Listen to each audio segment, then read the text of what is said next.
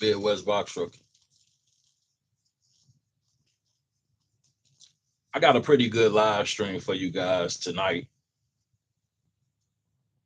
As usual, I'm gonna kind of wait for the room to build up a little bit before I kind of get into everything. And if you in the chat right now, just drop anything to let me know that my sound is good. Let me know that you guys can hear me pretty clear. Everything should be good to go. And yeah, I'm gonna wait a few minutes and then I'm gonna kind of get into everything. Something that I kind of fail to do a lot of the times that I do these live streams, I kind of skip over allowing you guys, a moment to check in. So, you know, while we kind of wait for the room to build up without me just jumping into everything and kind of running off, if you in the chat or when you enter the chat, if you will, kind of let me know, where you checking in from, whether it be, where you live or where you're currently at. But that's something I kind of skip over more often than not. So yeah, let me know where you guys checking in from in the chat, and then we're gonna get right into this here shortly. Great Polo, I see you. What's happening?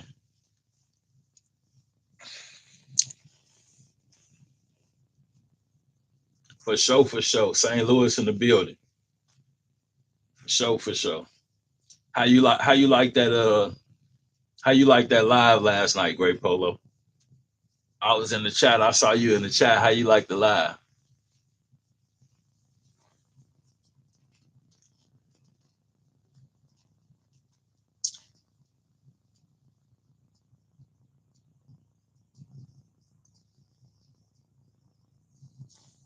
Well, y'all checking in from? Somebody else tap in with me real quick before we get into it. We're gonna get right into it. I ain't gonna hold y'all up. But y'all tap in with me. Let me know where y'all checking in from.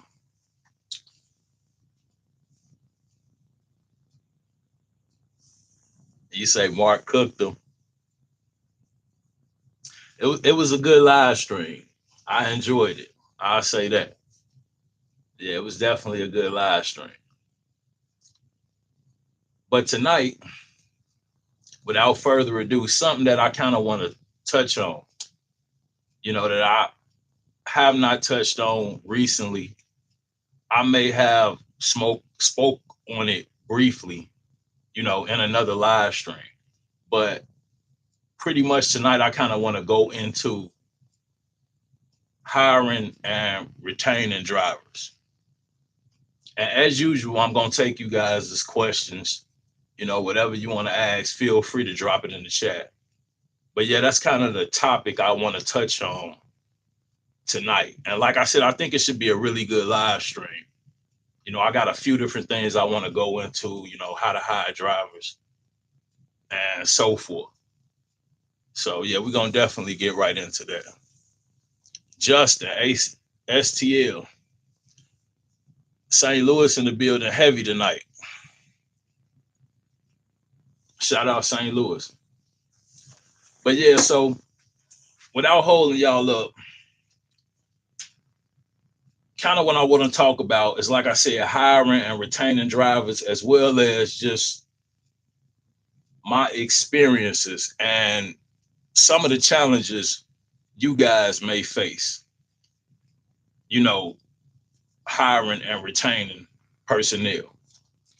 And it's been a little over a year since I last had a driver. At times, I also hire loaders.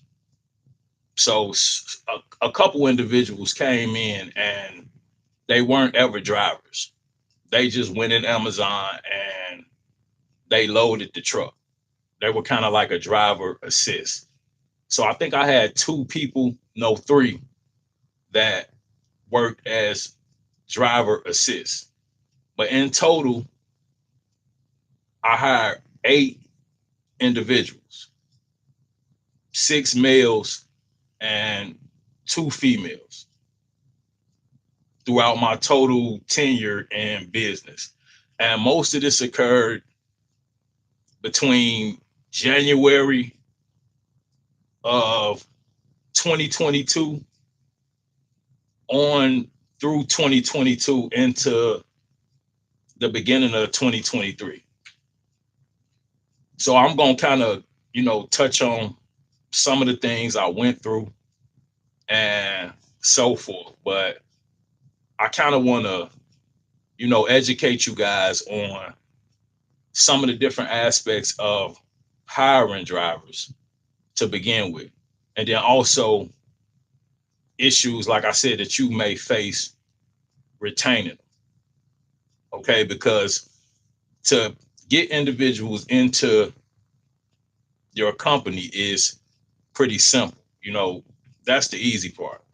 You simply gonna go on, some site like Indeed.com, and you're gonna post an ad, for drivers. And when I did that, they charge you a fee somewhere around about 100 a week, I think is what I paid on Indeed.com. And the second I put the ad up, I got an influx of applicants. So it didn't take long. Within 2 days, I think I had at least 10 to 15 applicants, and they kept coming. But at some point, you got to kind of cut them off because they'll continuously charge you. The more applications you take in, the more they're going to charge you for the service. So once I got to like 20, 25 applicants, I kind of stopped it and then started to call people and bring people in for interviews and so forth. But like I said, in total, I hired 8 individuals. And I believe the first 2 people that I hired, they didn't last real long. The first guy, I just kind of didn't mesh well with him. When I was training him, it was kind of like he wasn't really there. He wasn't really into the job. He slept like a large portion of the shift, which I really didn't care for. I ain't say much, but I'm just observing. And yeah, I didn't care for that either. And yeah, it was just certain things I was noticing about him. And I kind of realized I really didn't want him running my truck. So within a few days of training him, we kind of separated.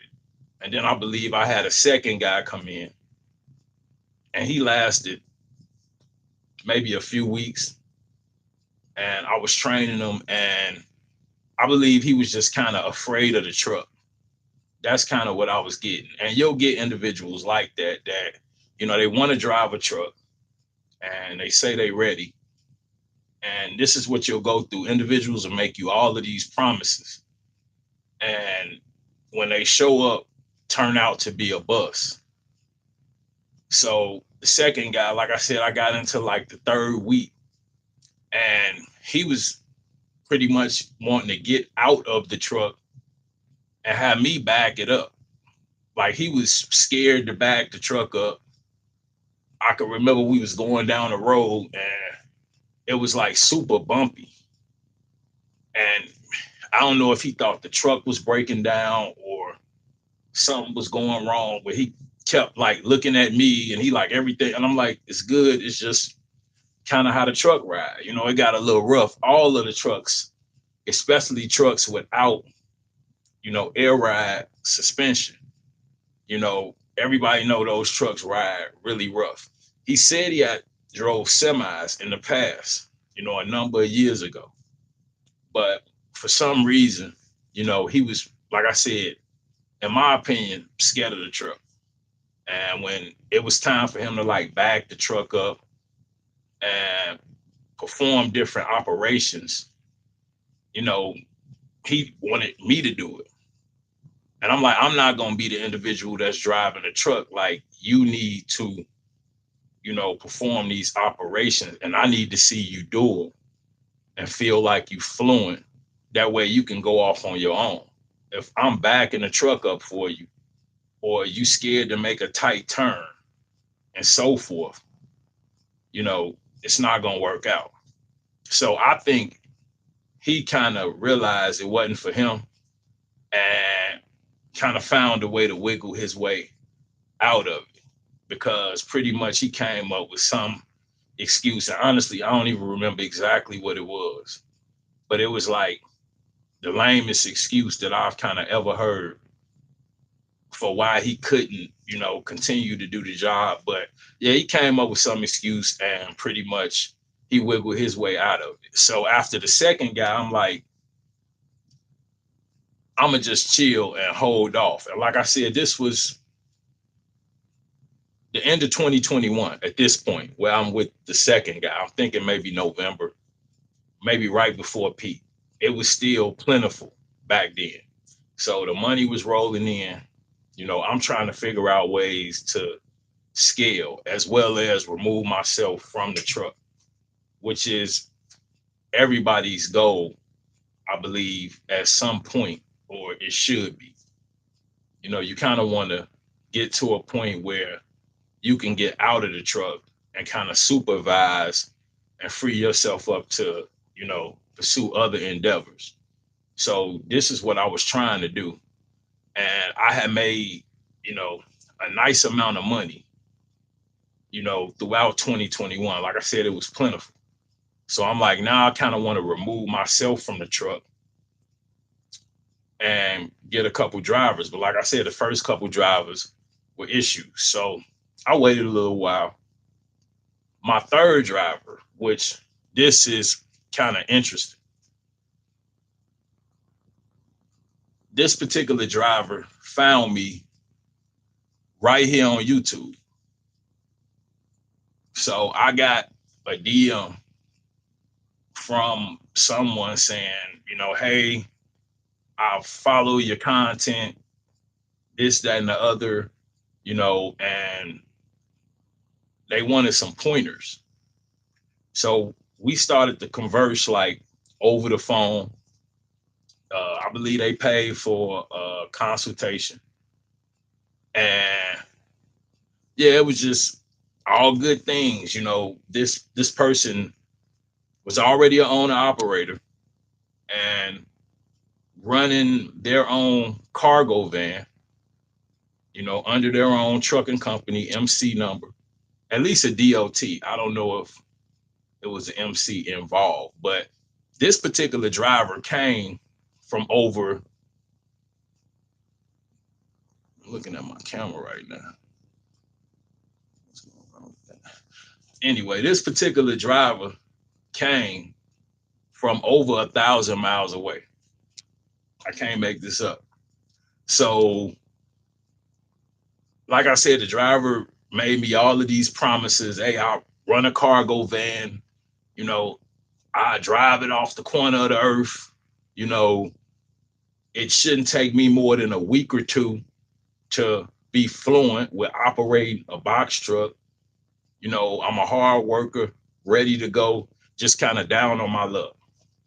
This is the story I was getting. And me being young in business, I was kind of sympathetic. You know, you don't want to be sympathetic, first and foremost. Like, you can't bring that into business. I'm going to tell you that from the jump. So you have to, and I'm going to get to a little more of this a little later, but you got to approach this from a distant mindset. These are individuals that you are seeking out to fill a position within your company. So you don't really want to, bring emotion and, so I'm listening to the story and I'm like, I'm buying into it. So I'm like, okay, you want to come 1,000 miles to work for me. You saw me on YouTube. You want to, and this literally happened. You want to come 1,000 miles to Chicago in the winter. It's when it was occurring. And I remember warning the driver, like, and they were coming from a warm climate. So I'm like, you sure this is what you want to do? Oh, I'm ready. You know, I'm a driver, whatever you need, I'm gonna take you ain't gonna see the truck. This what the drivers, you ain't gonna see your truck. You think you gonna, because I'm like, hey, I'm running the truck 1, 2, 3 days a week, and you do the other four. How much money you want to make? That's what I'm telling the driver. Like, it's up to you. You could cut your own check, and the loads were plentiful. So the driver, like, man, I'm ready, So I'm like, all right, come on. And the person followed through and literally made their way here to the Midwest to begin working for me, relocated, uh, left the van. They wanted to bring the van here. I'm like, that's not a good idea. You're going to bring a Dodge ProMaster, which, in my opinion, ain't that reliable. Like, I wouldn't buy one of those. So you want to bring that all the way, over 1,000 miles to a whole different climate that it ain't never even been operated in. He ain't even never ran that in the cold.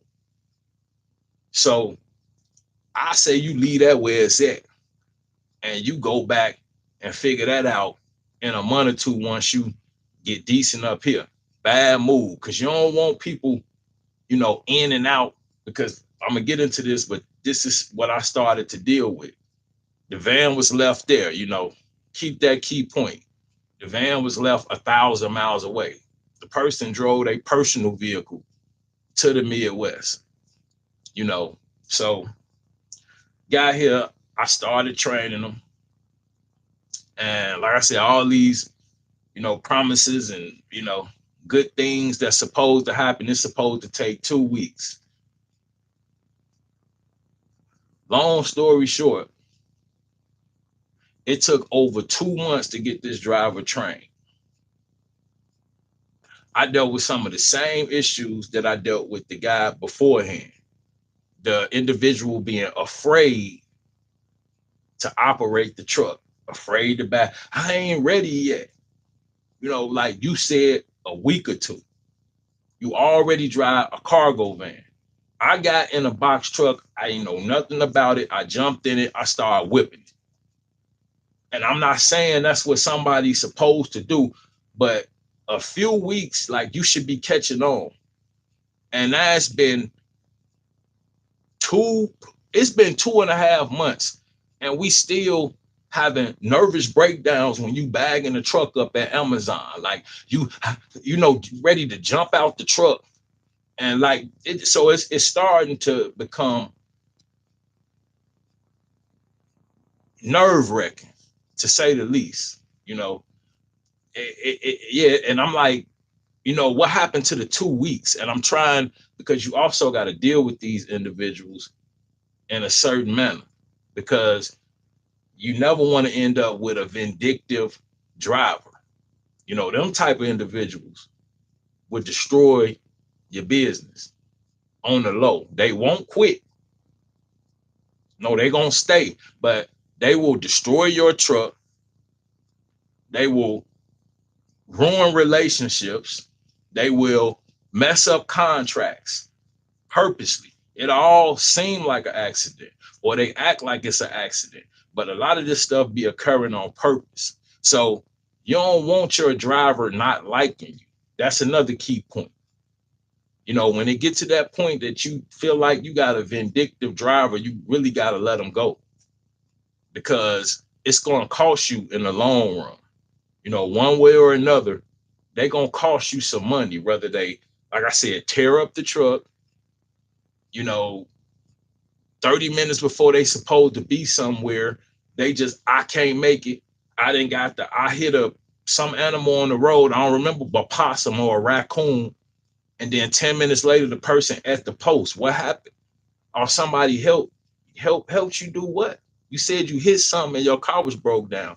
Now you at the location. So you never really know what's going on with these people. It's like people just be telling you stuff, and you're dealing with a bunch of different personality types.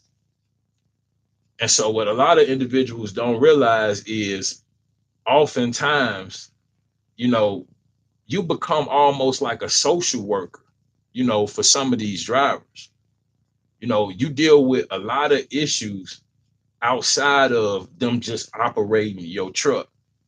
You would think that what a driver does in a personal time really don't affect you, but it does. Because, like I said, if it's an hour before this driver's supposed to pick up a load on an important contract, and they just decide out the blue that they ain't gonna show up, you 4 or 5 hours away, you can't get to the truck. So what do you do? So these are the type of situations you'll be faced with, where if you were at the truck, you run it, but you're not at the truck because you was depending on the driver to be there, or them to tell you 2, 3, 4 hours in advance. But people have situations where it might be 15 minutes before they supposed to get in your truck, and you get a phone call. What's going on? I can't make it. And they don't really care. They don't care that they can't make it or that you might be about to lose your contract. Like, they're going to go work for somebody else. So that's something that you got to realize as well. Like, it's not their business. Nobody going to handle your business as you would, or as they would handle their own if it was theirs. So this is a lot of the challenges you end up facing with these drivers. Like I said, I had to count them and go through name by name. It was 8 total. And, I had my fair share. By the last driver, I was happy to just do it on my own. And I've done it on my own ever since, just being 100% honest. So, like I said, these are a lot of the challenges that individuals face. And that's why I kind of want to bring these to the forefront and just let newer owner operators know, these are some of the things that you need to look out for when you think, because I thought the same thing. I'm going to just go on Indeed, get a bunch of names, whoever sounds the most reliable, a hard worker, pull them in, put them in the truck. What you hear and who you see when they show up initially, even from then to the first day they actually get in the truck, that could be a whole different person. I've seen it. I saw it. I had individuals show up in a bunch of different manners. Way, way, way too, just a bunch of different manners. So yeah, these are some of the things you got to think about.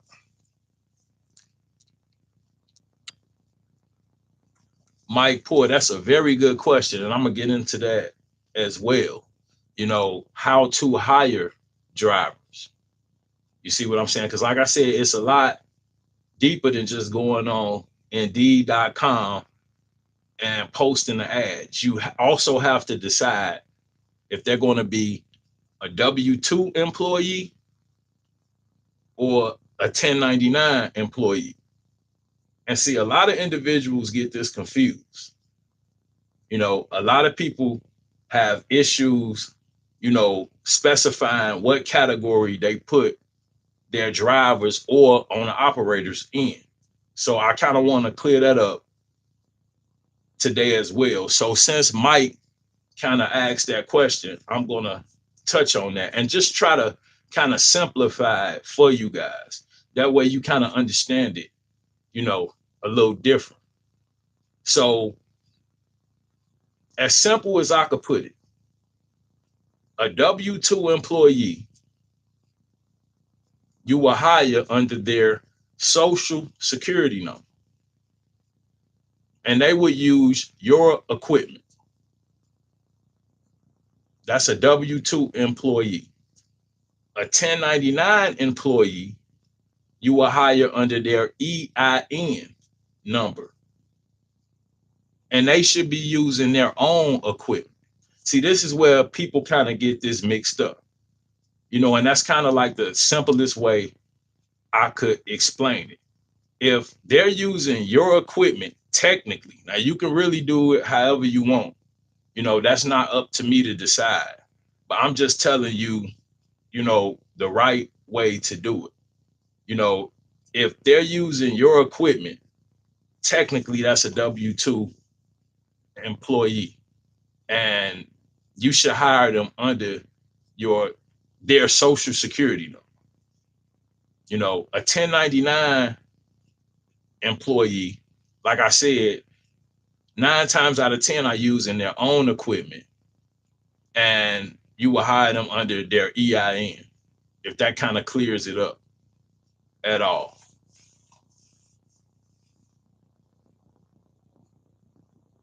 And just to answer your question, because I don't want to I'm not trying to skip over that. You know, I was hiring individuals as 1099 employees. And, you know, like I said, the correct way to do it would be, if they're operating your truck, they should be a W-2. And yeah, if they're coming with their own equipment and they have an EIN, then that's a 1099. And that's how you would look at that.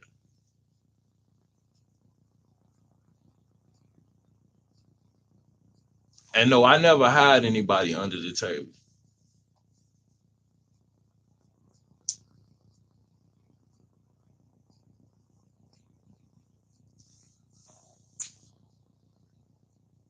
Sharks World, what's happening? How you doing?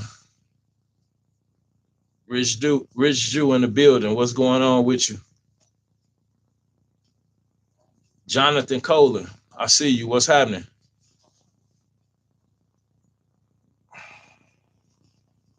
Yeah, but those are a few you know, just the different things I wanted to clear up. That's why I'm kind of glad he asked that question. And one of the next things you want to do after you kind of classify, you know, how you bringing individuals in. And like I said, you can do it however you want. It's not for me to decide that. I'm just kind of trying to clarify, because I think a lot of people get that confused on, you know, how they're supposed to hire drivers. And either way, a lot of times people get away with it. But the correct way, you know, like I said, is either W-2 or 1099, just depending on, you know, either social or EIN. But after you classify, you want to set up payroll, because you don't want to be paying individuals under the table, cash out, even Zelle and all of that. Like, you want to have a legitimate payroll service, and you're going to spend a little money for it. It's a tax write off, but you want to get like uh Intuit, QuickBooks, they got payroll, Gusto, Paycor, A to B. I know I used them in the past. So you want to get like a legitimate payroll service. That way you're doing everything, you know, by the book. You classifying the employees correctly. You also are paying them correctly, and you got bookkeeping and records of, you know, what you're paying them. It's not easy to keep up with a bunch of different cash apps, especially when you got 4 or 5, 6 different employees. You know, people are talking about running 3, 4, 5 trucks. You know, that's probably not going to be 3, 4, or 5 guys. More like 10, maybe 15, especially when you run into some of the issues like what I'm talking about, where individuals don't show up at the, because see, once you start to experience this, you learn, and then you get individuals in place as a backup. And what I would do, I would pick the most reliable. And I had a guy, he was super reliable. He could show up in 15 to 20 minutes. He never not answered the phone. That's another thing you run into with a lot of drivers. They'll purposely not answer the phone, or delay answering the phone, call you back 10, 15 minutes later. I'm looking at a load right now. We got an hour to get to it. It take you 30 minutes to get there. Like, I need you to answer the phone so I could book the load. And you go through this over and over with a driver. They know what you're doing. They purposely don't answer the phone for 20, 30, 45 minutes. Call you back like everything cool. Hey, what's going on? Nothing. Now the load is gone. And I went through this a whole lot with a particular driver, like just the phone games, you know.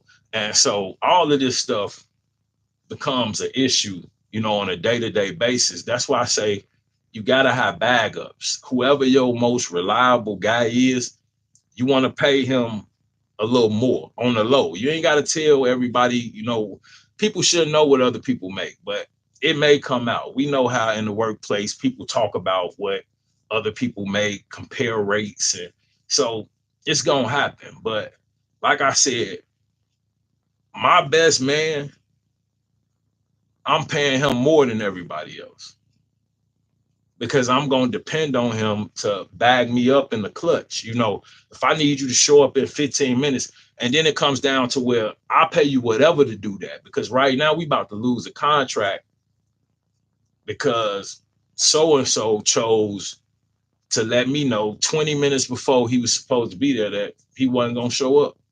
So I'm at this point, you'll pay them whatever to show up and just and this is part of when you remove yourself from the truck and then you got somebody else in it, you take more losses because sometimes you may not make money on certain loads because you just got to get it ran, just not to lose the contract. You don't care if you running a negative in this situation. I've had to do that. I ain't make nothing on a load multiple times. At some point, like I said, I was new and naive. I'm telling the driver it's 175 for whatever load you run. That's stupid. Why? Because I was having this person run loads for $190. So yeah, I'm making $20 off a load. So yeah, these some of the things that y'all gonna run into. When you hiring and trying to retain drivers.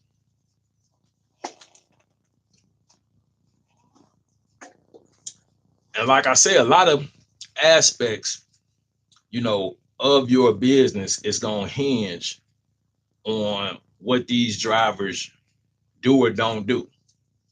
Another thing that I've ran into is I've had a driver fake abandon the truck. The driver didn't actually abandon the truck. Well, they did because they didn't take it back to the post that they got it from. Back then I was, parking my trucks at a particular truck stop because it came to a point where I was running two rentals. Excuse me. I was running two rentals, and then I had an owner operator who was running a Penske rental. So I was dispatching three trucks at the beginning of 2022. Another bad decision I made. That's why if you listen, like I'm kind of telling you a lot of stuff you probably should not do. Like at the peak, I had made so much money. I think I made a video back then. I had made like 24,000 in a month. So, I'm just like, man, it's time to scale. It's time to do it. I'm like, all I gotta do is duplicate what I just did. That's 50. So this how I'm thinking. So I'm running I'm calling the rental company. Yeah, I need another truck. I'm ready. They looking at me like, what you so you made some money, huh? Because I had come in there humble, barely could get a truck. So yeah, they like, oh, you want another truck? I'm like, yeah, I don't even care. Because I was particular about Freightliners. I like Freightliners. So yeah, I'm like, it could be an international. I don't care what it is. Just give me another truck. I got a driver coming from, out of state. Yeah, I'm about to scale. Wrong. Wrong. All I was about to do with that second truck was lose a whole bunch of money. Why? First off, it was after peak. which I was still dispatching the trucks. I was moving all three trucks initially. And then I started to run into the issues with the driver that, like I said, came from out of state, having certain issues with just being 100% comfortable, especially in Chicago where the weather got really bad. And you got to think this individual coming from a warm climate, they've never driven in snow, sleet, ice, and so forth. If it rained a lot in some of the southern states, they shut down. So, you know, southern individuals don't technically know how to drive in our weather right away. They got to kind of learn.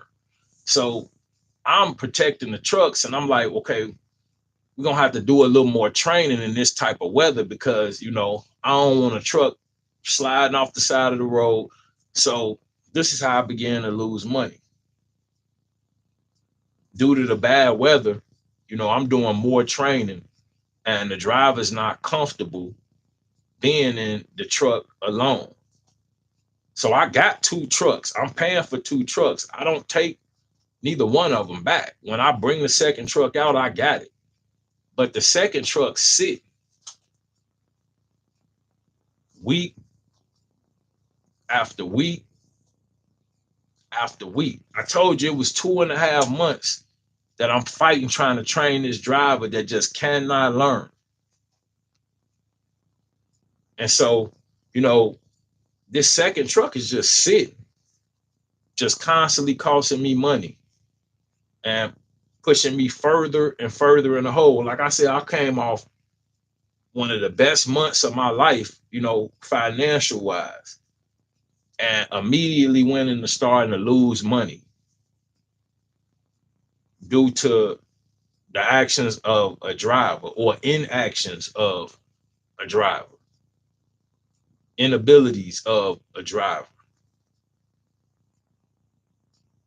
So these are some of the things that I face. Like I said, it's January. The driver can't drive in the snow. I got two rentals, and then I can't devote all my time to this driver because now I got an owner operator. He a whole nother case and can of worms because he kind of crazy. He old school. This dude like 68. He hardcore from the city, way back when, like way back when from the city. Now I know he old school and he hard. So he don't cut no corners. He talk real crazy, so I'm having spats with him too. Some days he want to try. Some days they both want to try. I'm fighting with this driver and the owner operator. It came to a point where it was nights where I didn't get no sleep. I may as well have been in the truck. I'm just being 100% honest. I got two people calling me back to back about next to nothing. This guy sitting at Amazon going to sleep he pick up a load his truck on time, and he's very slow. Like he take his time. You can't make him move fast. Like I said, he old school. So I just kind of let him do him. Right. You got to go in here about 45. This is before the 30-minute rule, way back when you could go on Amazon an hour and a half early. I'm like, man, you got to go in there 45 minutes early because you talk a lot and you move slow. He talked to everybody. He knew people I didn't know. How you been in here 2 weeks? You know all these people. I never talked to them before. I see them and I keep going. How you know these people? Like you be in here hanging out too much. Like I need you to get in and out. And that's how he talk, man. Look, man, look, man, I've been doing this 35 years, man. Like, I know what I'm doing, man. All right, okay, cool. So, like I say, you go in here one day, load his truck, close everything up, check out, go use the bathroom in the break room, sit there, go to sleep for like 3-4 hours. Phone ringing all night. Amazon calling me. Where is our load? Where is your driver? Where's the driver? He should be done with that. The last I talked to him, he closed the truck up. Everything was good to go. He ain't made it to none of the post office. So I started calling. Man, what is going on, man? These people calling me. What you doing? Oh man, you ain't gonna believe this, man. What? I fell asleep.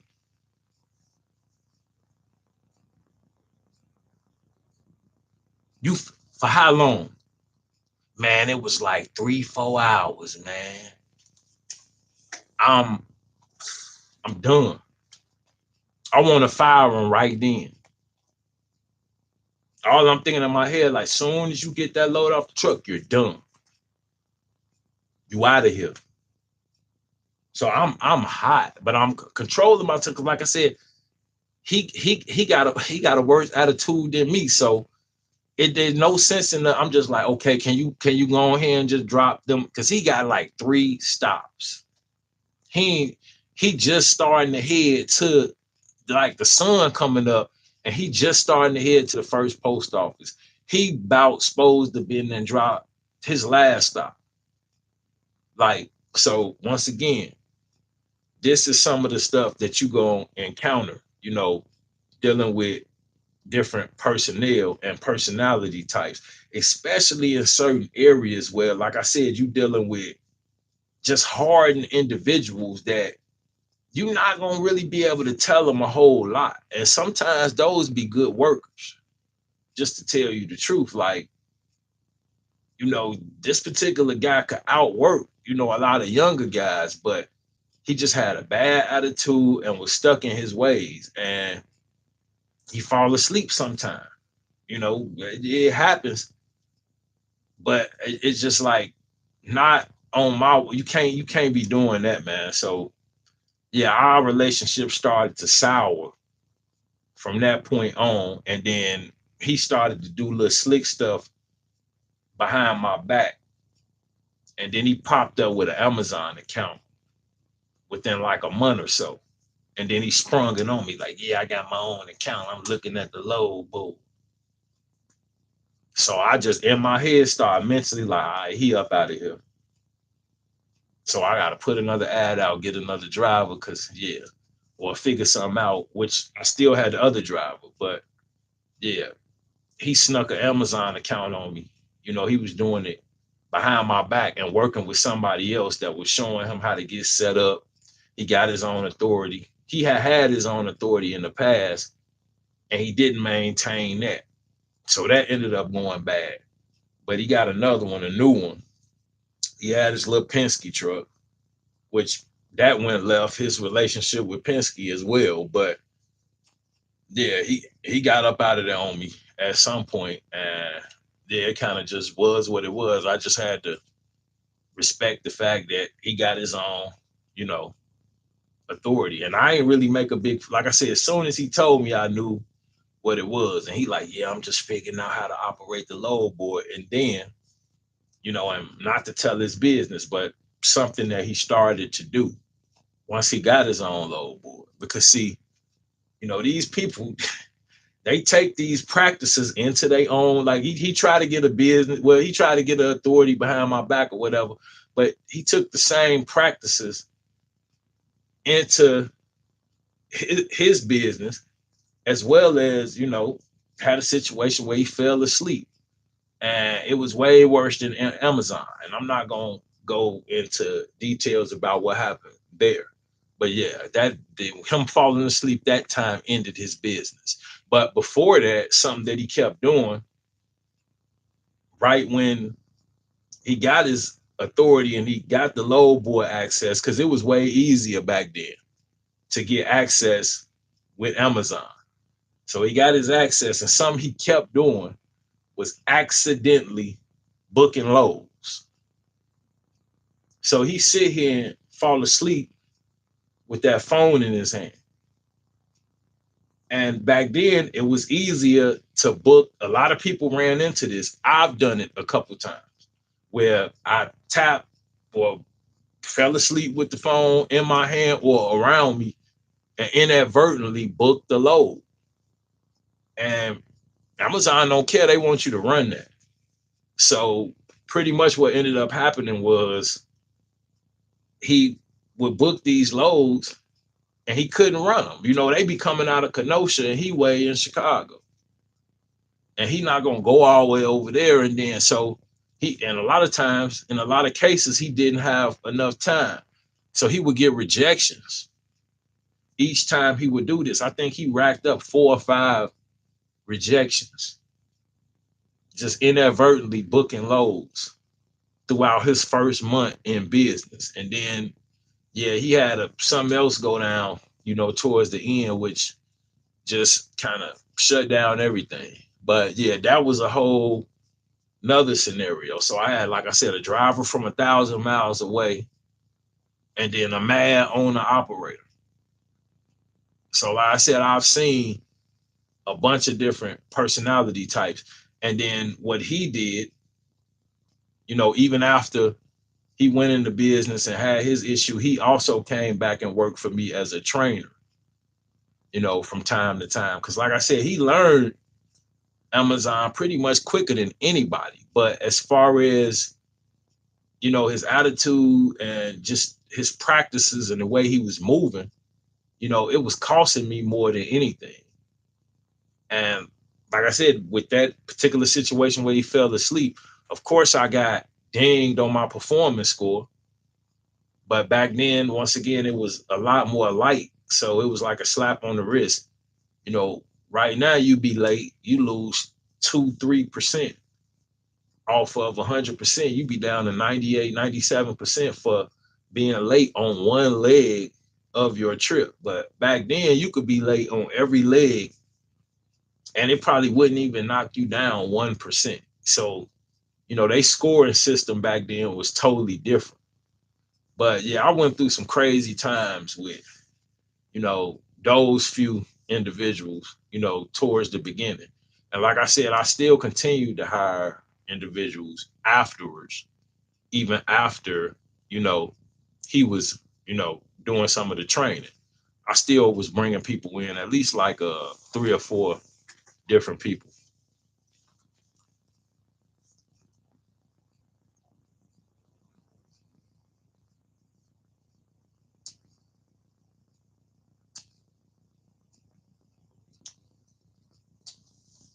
Grace Logistics, what's happening? 167. Okay, that's not sharp. Okay, cool. What's happening? 167 sharp.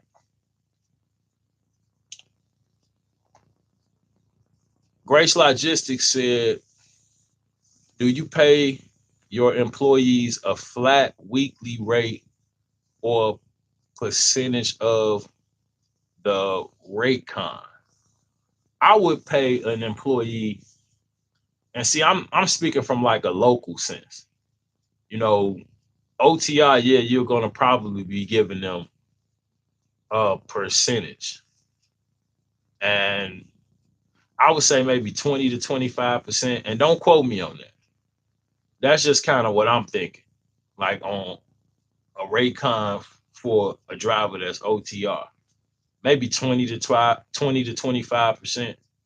But I initially started paying my driver 175 to 200 a load.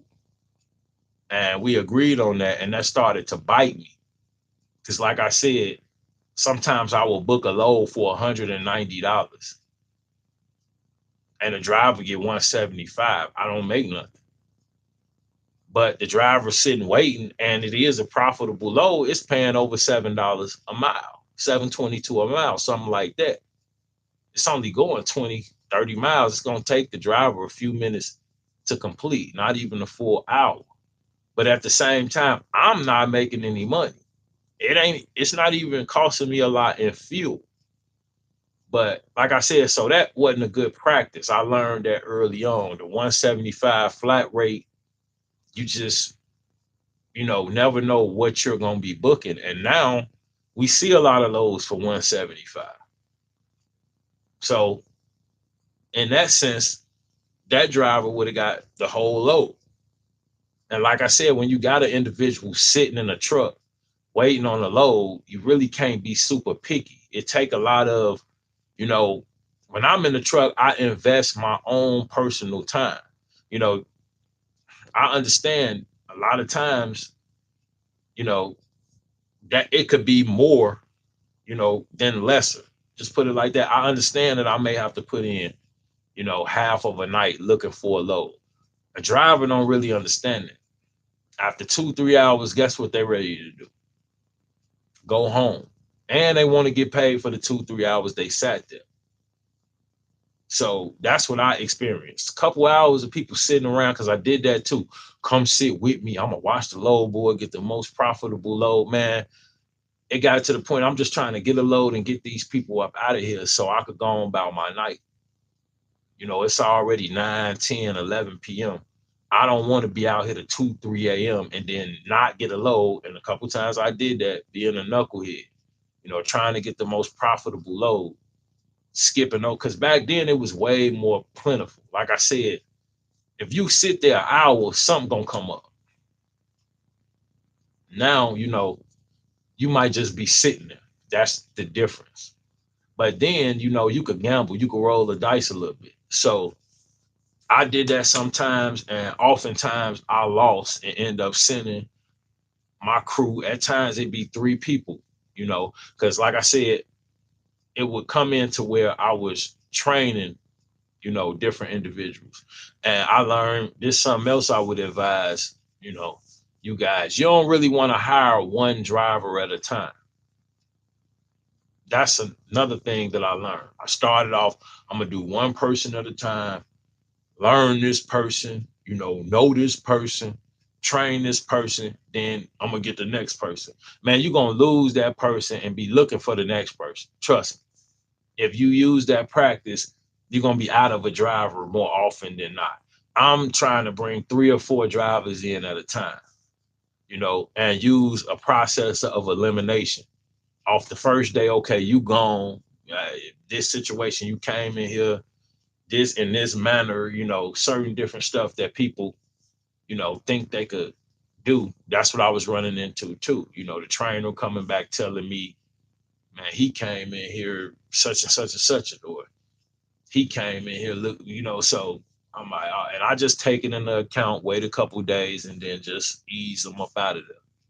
Once I get them type of reports that, this person show, because yeah, people they gonna try to push the limit, especially, you know, nowadays you got line steppers. So yeah, they gonna definitely overstep them boundaries and, not respect certain aspects of your business. That's why you're gonna have to, just properly vet individuals and screen them on the way in, because you got to realize too, once you hire these people, you train them, they proficient at the operations of running the truck and, handling these different, Amazon locations, 3PLs.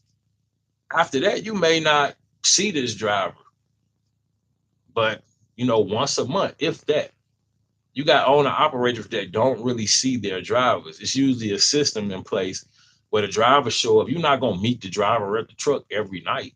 So you might go weeks without seeing this individual. And that's why I say you got to properly screen people in the first place and know who you're dealing with.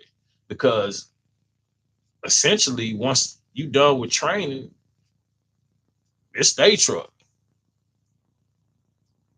So from there on, you usually converse with these people over the phone. You're not really in person. So that's why I say just make sure you properly, screening these individuals in. And like I said, make sure you classify them correctly. You setting up the proper payroll.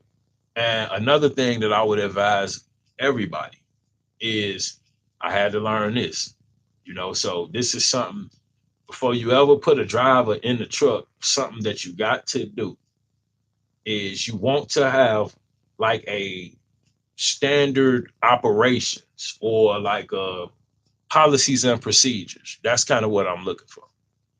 You want to have some type of, standard work and like policies and procedures in order for the individuals that are running your truck to follow. And it might sound, stupid.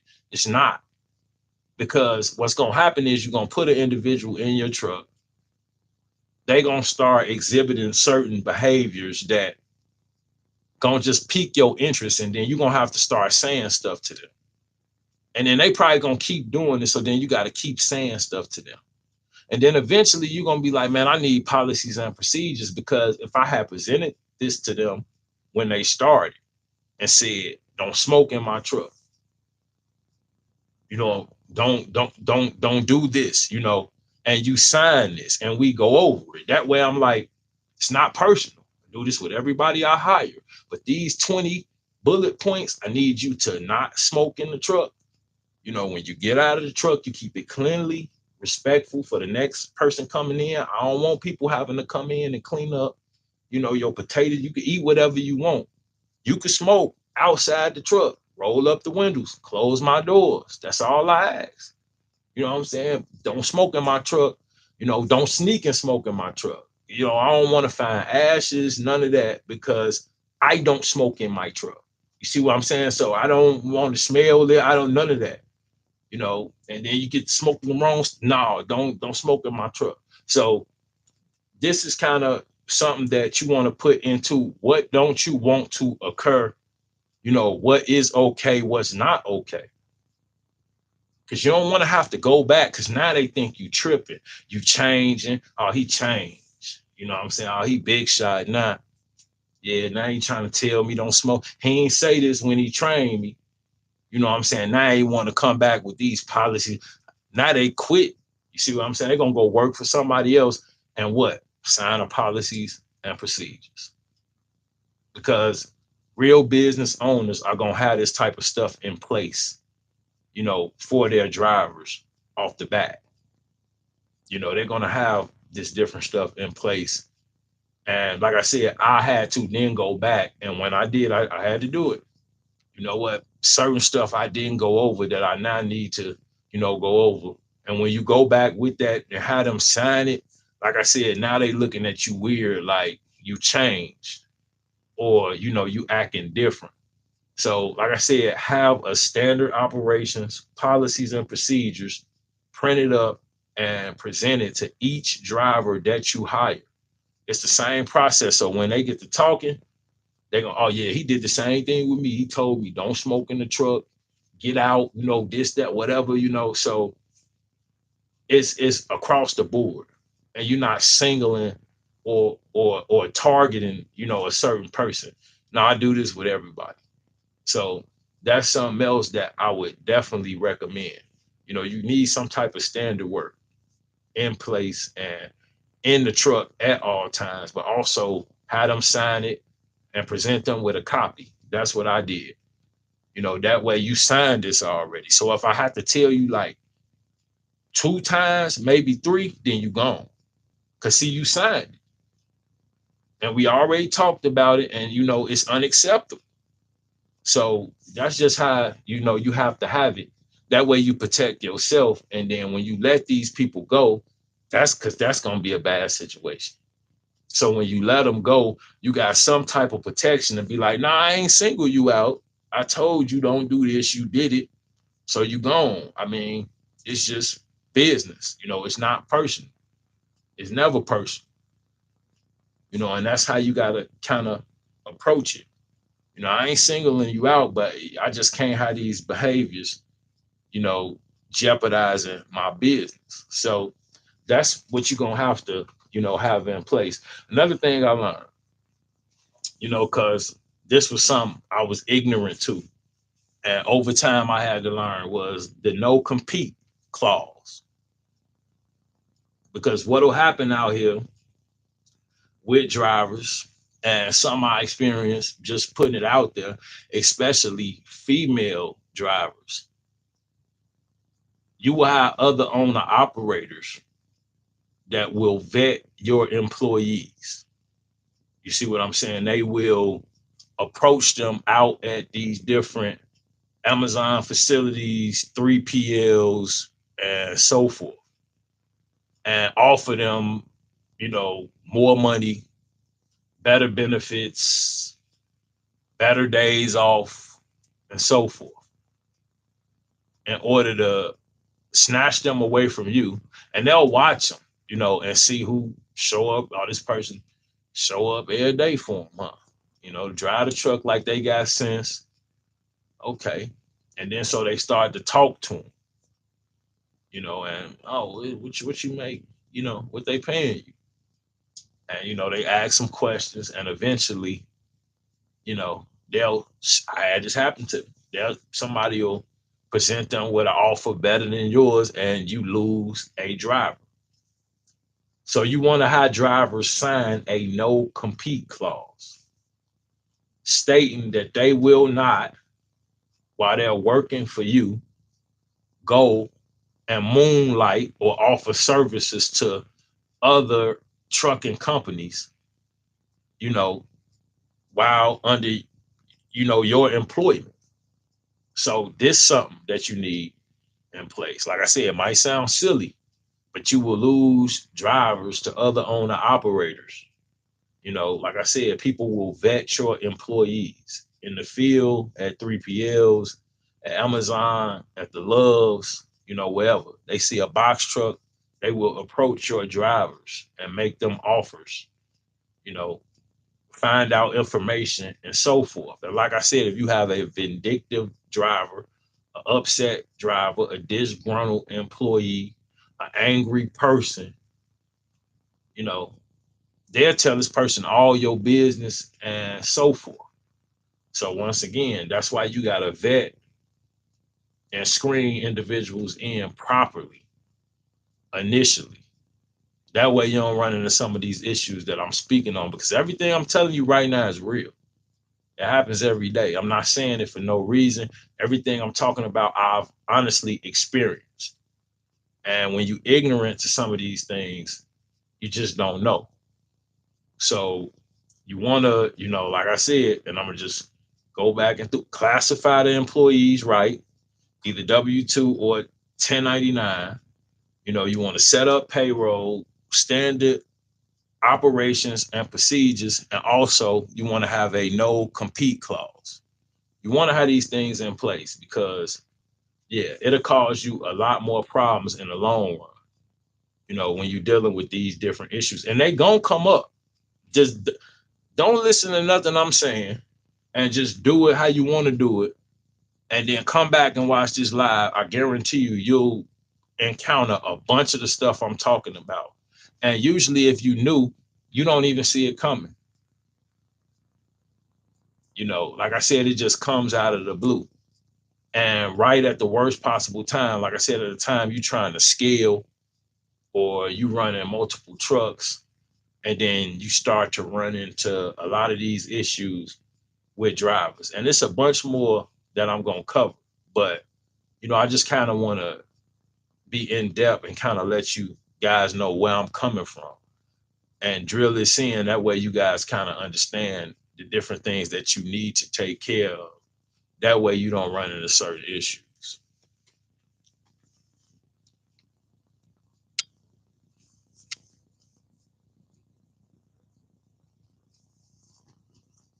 Let me look at some of these comments.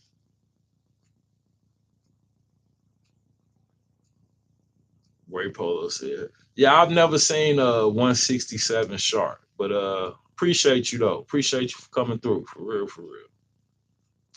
Um,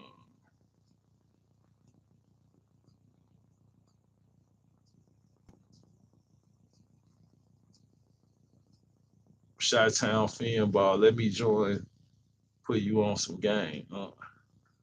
Yeah, I'm gonna have it set up here shortly. I got a I got an IT guy. We gonna run through like some tests here sometime this week, and then I'm gonna have it set up where you guys can come up and all of that. I just gotta run through. Me and him gonna do some mock tests because it's. I'm not just. I don't want to bring somebody up and then they've been and took over the whole damn stream. Because I could drop the link, but like I said, me and a guy, one of the smartest guys I know, but a guy that I grew up with, and he works in IT. And I just talked to him a couple days ago. So we're gonna link up and run a series of tests, and then I'm gonna be able to bring people who legit and really want to engage in dialogue. I'm gonna bring some people up and kind of give you guys a chance to engage on the channel. I think that'd be really good. I like the format on some of the other channels, and so yeah. But with that stuff, that's what a lot of people don't realize. You got to have special like programs and stuff for that.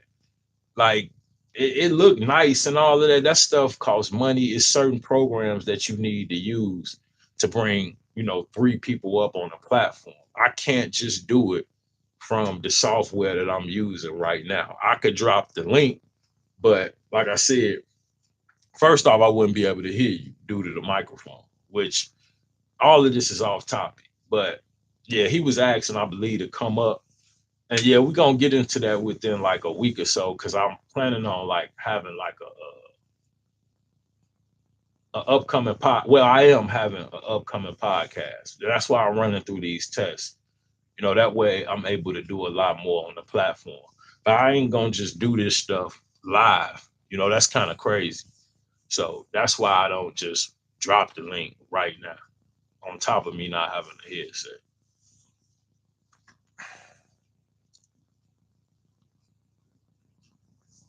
Great Polo. See, you can't be doing that, Great Polo. No smoking in the truck, bro. No, no, no.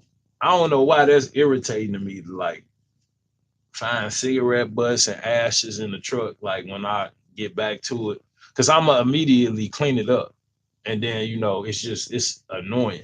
And I went through that. That's why like I said, you have to experience this stuff in order to even know to put it into like some type of policies and procedures.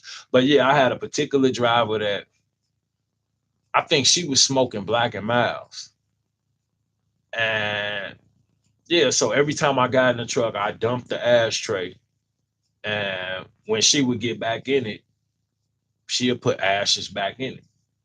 It would never be a cigar or anything, and it'd just be the ashes. So then I'd dump it again, and then they'll be back in there. So eventually, yeah, she was the one that I presented with the policies and procedures, and she didn't like it one bit. Like it changed the relationship like that as soon as I presented it. And it let me know like you should have had this when she started. But you don't know till you know. You know, like I say, you learn every day. So as I, was filling different drivers out, it was a great experience. I definitely appreciate it. It was a time where yeah, I ain't even set foot in Amazon. I had loaders and I had drivers. And sometimes I would send a loader in with a driver. And oftentimes, some people around certain Amazons know I just be sitting in the truck on my phone, and I fill them back there loading. They'll go in, come out, and I would use one person that I felt was good and legitimate to train the next person. You only have your trainers be individuals with good practices. Them the people you want to act as your trainers. Reliable, mature people. And like I said, they come in all shapes and forms. You kind of can't judge a book by its cover, but you just gotta vet them out and figure out who's who.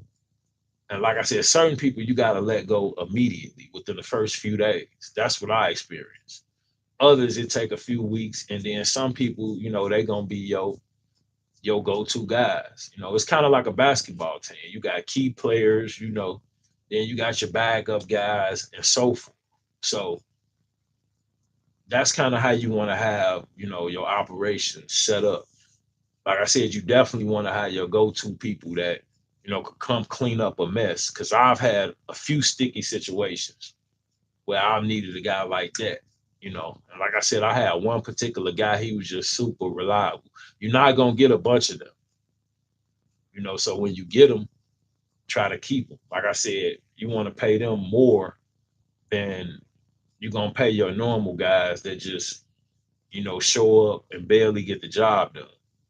Your go-tos, you gotta pay them a couple dollars more. Or Even if you just got a I was doing that. And like I said, I was too nice then. I've learned not to do this. I pay you what you earn. You see what I'm saying? Now, if I'm paying you what you earn. But I was dropping a $50 bonus, man. Just the way you performed, I appreciate it. I'm gonna throw an extra 50 on there. But like I said, now I wouldn't do that. You just you're gonna get what you work for.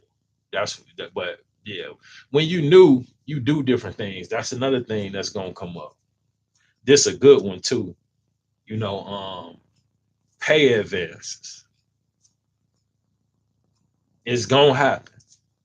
You're gonna get some individual that either not gonna have fuel to get to work, they're gonna have some type of catastrophic event. I've had people text me needing stuff for their kids. They not even working. Can you all type of different stuff. So you gotta have some type of policy for that as well, because people gonna try you. People gonna ask for pay advances from what I've experienced often. And once you start doing it, it'll happen every 2, 3 days. They don't got no gas. And then it'll become like your problem to where they just like, yeah, I ain't got no gas. So the truck ain't gonna run if you don't send me no money. It'll get to that point. People will come with that type of attitude. Like, I just ain't got no gas. So you know the drill. Shoot me the cash app or the truck not gonna run. So now they, you know, got you making life decisions in the middle of the day. You might be in a restaurant and they want a cash app or they can't make it to work. This really happens with different drivers. So that's something to think about as well. You know, people gonna ask for pay advances. What's your plan? Are you gonna give it to them once? You know, never. How you gonna approach that, because that's gonna come as well. People want money out of their check that they have not maybe even earned yet. They ain't even got it built up. They just, hey, I'm out of gas. And then you can't, once again, like I said, you kind of become like a social, because you can't start talking to people about, they finances and how they managing their money. People don't want you asking them, man, why you keep not having gas every 2, 3 days? You just got a decent check Friday. Why you don't got no money on Monday?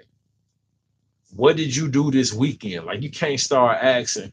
People get offended. But these is questions you're gonna have in your head. Like, how you keep running out of money. So that's just gonna be something that's gonna come up as well. Pay advances. And you know, something else I also touch on is like, you definitely want to have like clear cut, like disciplinary guidelines as far as, how you discipline employees or what your disciplinary process is. All businesses have this. All factories, warehouses, call centers, and so forth, they have some type of disciplinary process and guidelines. So this is something you need to think about as well. So when you do run into issues with a driver and say, this 3 strike, you done did this 3 times, keep telling you not to. So now how do you proceed with, you know, discipline, disciplining a driver or an employee? So that's something to think about as well beforehand. How am I going to deal with this person that showed up late 4 times this week? Back to back to back. Each day it's a different excuse. Either way, they late. And now I'm, dealing with the consequences, whatever they may be, of this person showing up late. How are you going to deal with that? You going to let them keep doing it? Are you going to, give them like I don't know, like a initial write up? You're going to give them time off. That's something you kind of want to think about and just have a system in place of what you're going to do when you encounter like repetitive issues with a driver, because that's gonna come to surface as well. Somebody just keep doing the same thing over and over that you keep asking them not to do. Like they just disrespectful, you know, unruly, they just, do whatever they want to do. And now you in a position where you gotta do something about it. So, like I said, you want to have clear cut disciplinary guidelines, to make sure that you able to deal with these situations, in the right manner, because it's gonna come up. All of this I'm talking about, at some point or another, you'll encounter it. If you're in business and dealing with personnel long enough, you're gonna run into some of these issues that I'm talking about. So, like I said, I would take note and just kind of think about this stuff beforehand. That way, you're not running into it at the last minute and then trying to kind of move on the fly, because, like I said, people don't take well to that. You springing stuff because they already, like, the business already ghetto. It wasn't no policies and procedures when I came in. Why you trying to do it now? You know, is that legitimate? I don't know. But should it be presented at the beginning when you hire them? Yes, most definitely. So this is just stuff I want people to think about, you know, beforehand, and not let people say, well, this the ghetto bit. Like I said, this the ghetto business anyway. You was letting him do whatever and now you want. So no, I present this to everybody as soon as they step foot in the door. That way you already know, and then you don't got to go back and do stuff after, you acting different now. You don't want to be acting different. So do it initially, and they'll respect you better and say, hey, this person got, the last one I didn't even present me with something like this to say, damn, this person must really care. They'll have a more of a respect for you and your equipment, and that's going to be crucial, because you get some cowboy out here floating around in your truck, driving it like an old school, like running over the speed bumps, don't slow down, like attracting a whole bunch of attention from, DOT and so forth. That stuff going to start, costing you money down the line, and especially DOT. And that's what, a lot of us face as well. It's not us messing up, our CSA scores. It's our drivers and different things they're doing, during these DOT inspection weeks and so forth, the way they handle. I'm out here with people, I see how individuals operate these trucks. I've talked about it in the past. Some people drive these trucks like they stole them. And, they have no regard for maintenance, repairs, and so forth. So, like I said, once you train these people, some people not even, they never barely, they might see their driver once. I'm trying to stay in the truck with the driver for 2 to 3 weeks just to get a good feel for who I'm dealing with. Because eventually, them bad habits, they not going to be able to hide them forever. The first couple of days, you're not going to be able to catch on to what these people are doing. But 2, 3 days in, they're gonna start to loosen up and become they self. And then you will start to be like, one thing I noticed, this person is a excellent driver, but she drives excessively fast, like really, really fast, like in sticky situations where I see a bunch of brake lights, like you not hitting no brake, you scaring me. You see what I'm saying? So yeah, that's something you got to kind of look at too, tendencies. And I would advise anybody stay with these drivers at least a good week, to kind of just get a feel for who they are, and what they may be covering up or not showing initially, because sooner or later, them bad habits going to come out. And like I say, all this stuff, maybe not right away, maybe not, initially, but eventually it'll cost you. The habits of your drivers and your personnel will begin to start costing you money. If you have people just out here doing anything in your equipment, and you're not able to, keep some type of, eye on what they're doing, which kind of lead me into my next point that I did want to touch on, you know, which is having some type of systems, in order to like monitor your drivers, as far as like a dash cam, which I recently added to my truck. Like, yeah, at least 3 to 6 months now, I've had a dash cam in my truck. I can pop it on whenever. And also, if you have, and hopefully this is not the case, but you get into a situation where you have an accident. A lot of these cars target trucks, whether you believe it or not. I've shown this in a couple different videos. Not only do cars target box trucks, but semis in some situations will target smaller trucks. They come up on you 80 miles per hour. I thought the trucks was regulated. He doing 80, 85 maybe. You see what I'm saying? They get on the side of you, swerve over in your lane like they're gonna hit you, jump in the front of you, slam on the brakes for whatever, nothing in front of them.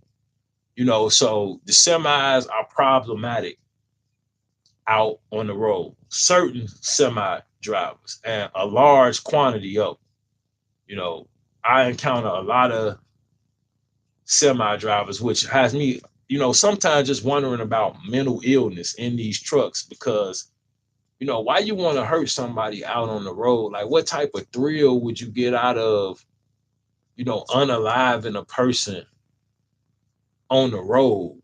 Like, me personally, that'd make me feel bad. But some people drive like they just don't care. They just, they just drive these trucks reckless. So, like I said, you want to have systems in place, a dash cam, ELD. With the dash cam, if it's a big thump, a bump, you slam on brakes real hard, that camera record like 5 to 10 seconds back and then forward. So any incident that occurs with that truck, it'll be recorded and able to be, going back and viewed. The ELDs as well, they track systems with like, the mechanical side of the truck. If you may have an engine light on or so forth, and it'll send information back to the owner pertaining to the operation of the truck, speed and so forth. Also, a tracking device. That wouldn't be a bad idea to throw onto your truck. I would advise it. Yeah, definitely put like a tracking device on your truck just in case. A lot of people get their trucks abandoned and so forth. So, you know, that would definitely need to be put in place, as well as I had this issue with one driver. Little small amounts extra on my gas card. It happened a couple nights where the driver, and it was petty. I don't even think it was $10. So I think the driver was just pinching off gas, putting in her car.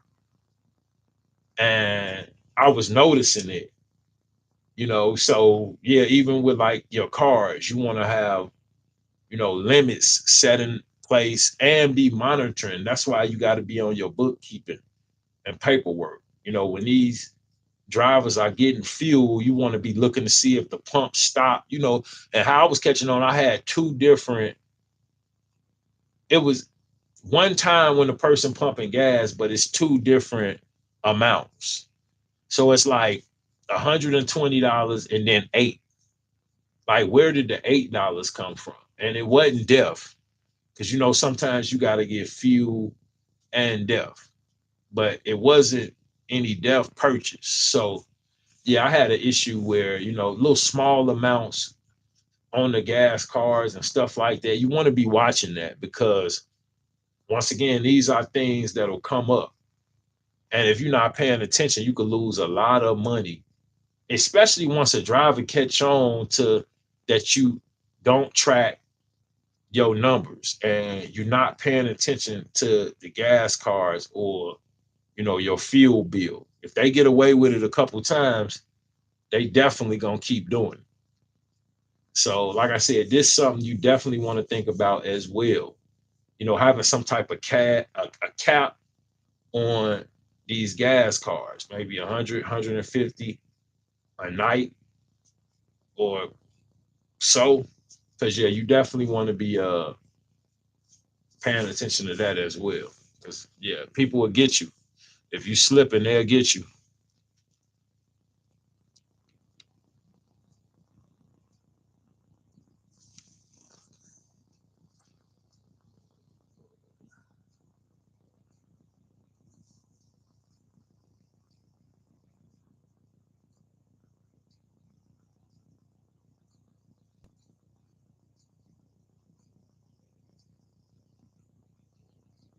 Great Polo, you said you thought that was for starting a business of your own.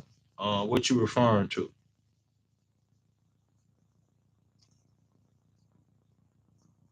Ali T, what's happening?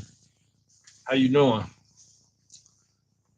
So yeah, something else that I kind of talked about, and it come up more often than not is kind of what should you pay your driver?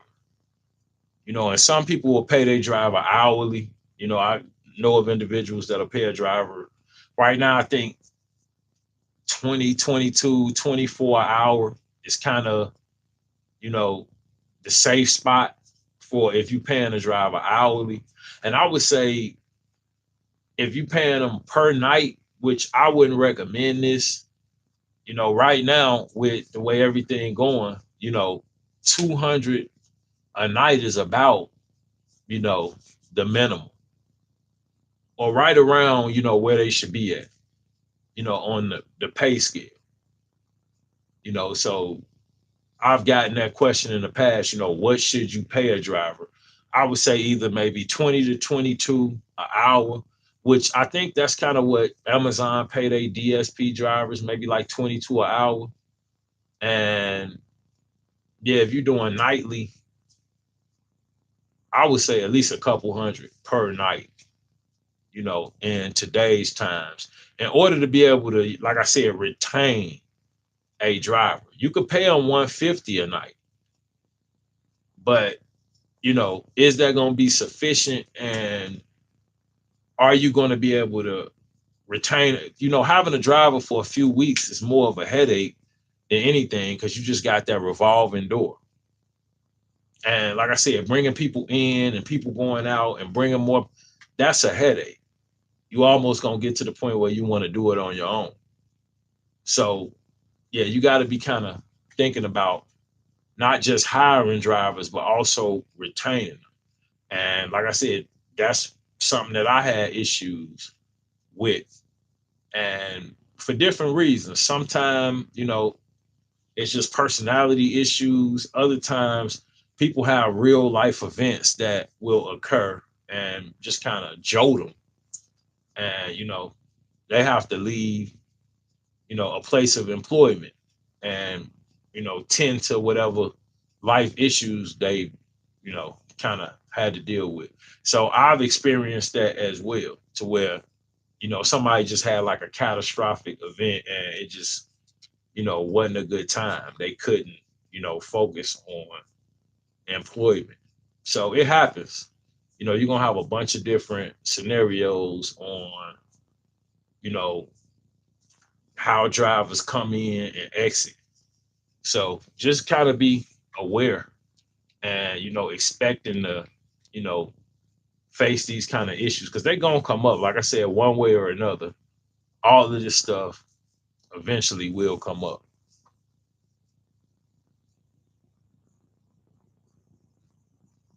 Ali T, man, I appreciate you, man, for sure, for sure.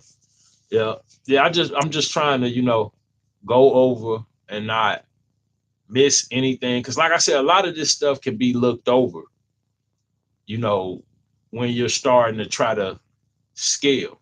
And all of this stuff, like I said, you cannot scale a business on your own.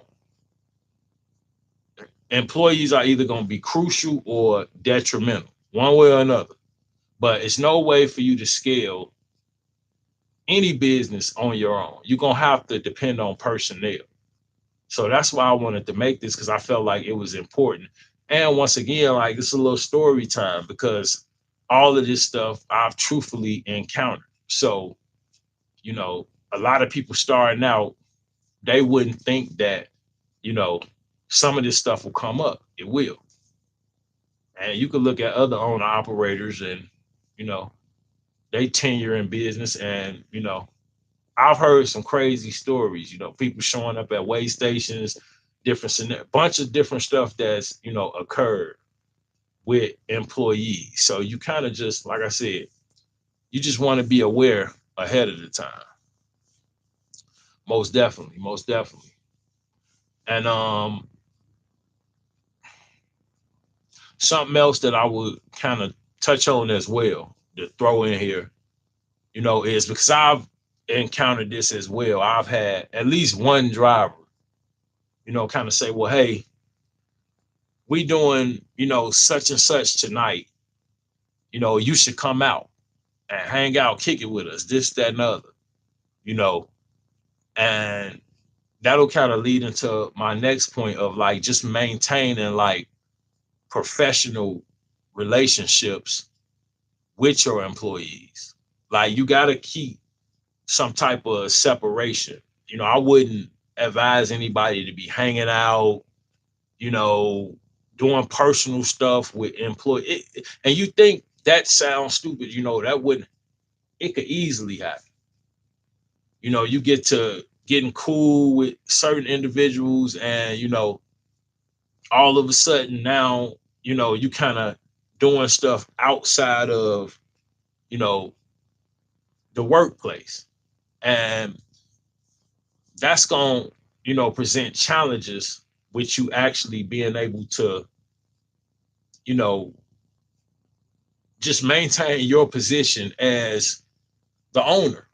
You see what I'm saying? Once people think that, y'all friends, and, it's even with discipline. Now you're not supposed to discipline a person, something else that I shouldn't have to touch on, but I'm going to touch on because it's real, you know, as with the males, hiring women into your business.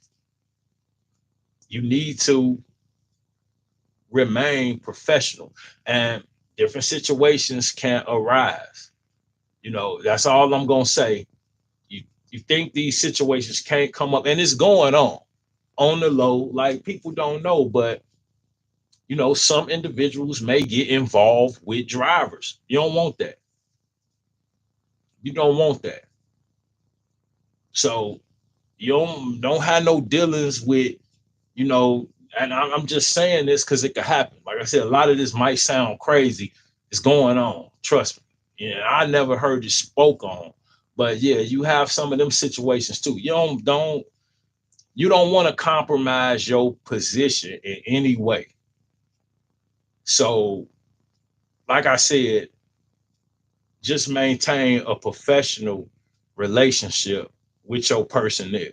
And I'm gonna leave it there. From how you converse with them, to how you deal with them, to where you end up, in social environments. You need to stay on top of, you know, all of your dealings, because you in a leadership role. So you can't cross those wires. And I'm just being 100% honest with you. And I'm gonna leave it there. But don't cross those wires as far as, like I said, personal and business relationships. You're supposed to keep those separate. And it seems like, oh, that's easy. It's easier said than done.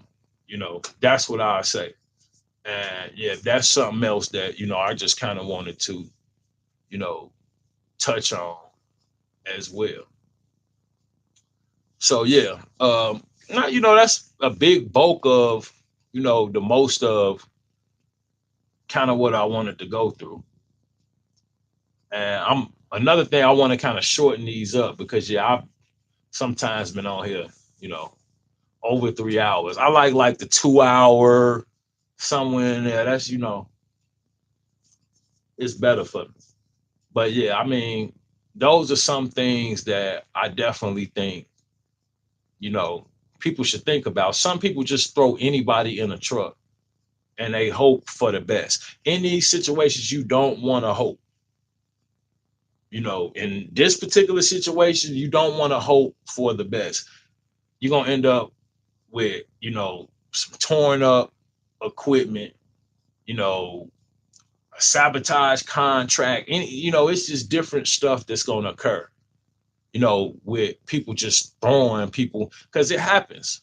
People will meet somebody, take their word, and this is something I didn't touch on, but you definitely have to think about this as well, making sure people's certifications and things of that nature are in order, like the med card and exam, drug testing, and so forth. Like this is stuff that you have to have in place as well, to satisfy the rules of the clearinghouse and so forth. Once you start bringing multiple drivers in, it's certain, systems that have to be abided by, such as, like I said, the clearinghouse and so forth. So that's something to think about as well. Certifications like the medical card, an exam, and so forth. You don't want to just throw somebody in your truck and not be 100% sure that, they have everything that they need to be operating.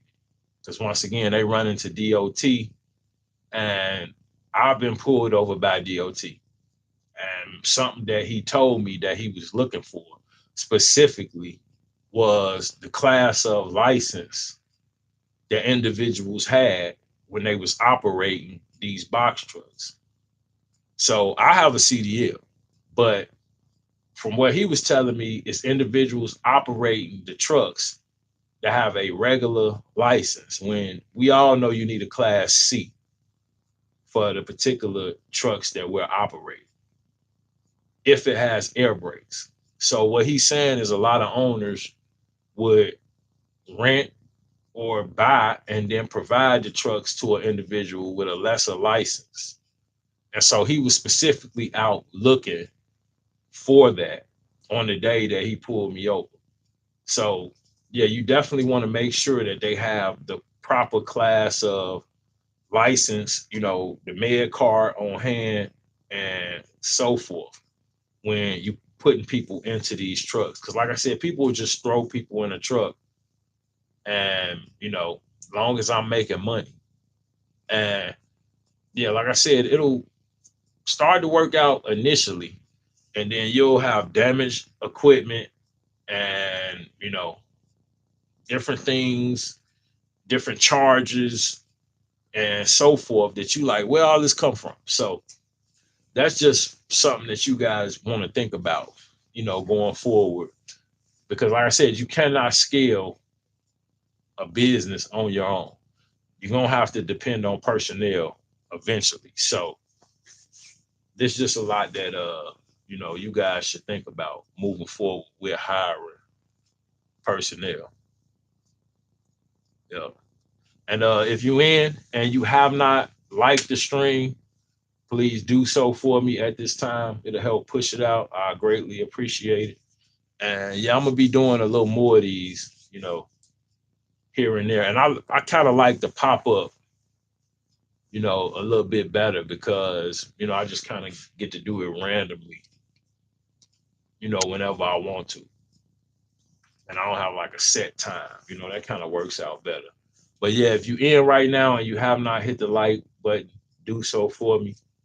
If you're not subscribed to the channel, do so as well. Like I said, I got some stuff that I'm rolling out and working on to kind of make it more interactive and, just take the live streams to, the next level because I've been kind of doing them for some time.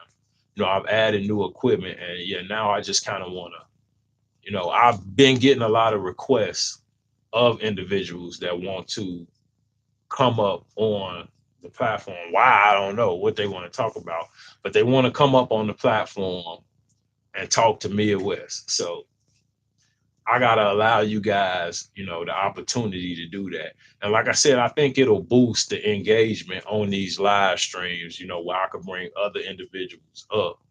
It'll make it a lot more entertaining for you guys. So yeah, you could just be looking for that. I think I wanted to do the first episode of the podcast. I'm gonna be rolling out. I wanted to do that this week, even along with this one, but it's looking like next week. Cause like I said, I got to meet with um my homeboy, and he gonna kind of get me together.